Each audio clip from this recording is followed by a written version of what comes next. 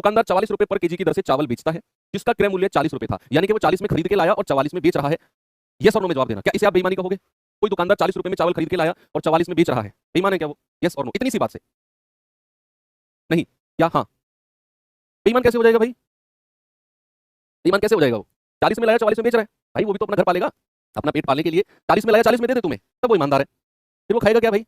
कमाएगा क्या वो? तो ज्यादा में बेच रहा है ताकि वो प्रॉफिट करे। लेकिन आगे जैसे हमने पढ़ा, इससे संतुष्ट नहीं होने पर हर पैकेट पर 200 ग्राम चावल निकालकर अपना लाभ बढ़ाने की कोशिश करता है। यहां पर आकर वो बेईमान हो गया कि हम गए उसके पास कि भाई 1 किलो चावल दे दो, उसने पैसे भी हमसे 1 किलो के लिए, लेकिन 200 ग्राम की गड़बड़ कर दी। यहां आकर वो बेईमान घोषित हो गया। पैसे बढ़ा लो, सामान जितना है उतना दो, बेईमानी नहीं कहलाई जाएगी। पैसे भी आप उतने ले रहे हो सामान के, लेकिन सामान कम दे रहे हो, तो आप बेईमान हो। अब यहां पर अगर दुकानदार का कुल प्रॉफिट कितना है, सबसे पहले जो पैसे वाला प्रॉफिट है उसको हम बेईमानी नहीं कहेंगे, उसे प्रॉफिट कहेंगे। और प्रॉफिट का रेशियो सीधा होता है, सीधा प्रॉफिट का रेशियो सीधा होता है, क्योंकि ईमानदारी का रास्ता सीधा होता है, बेईमानी का रास्ता उल्टा होता है। ईमानदारी का रास्ता सीधा, यानी कि 40 रुपए में खरीद के लाया और 44 में बेचा, तो रेशियो कितना हो गया? 10-11।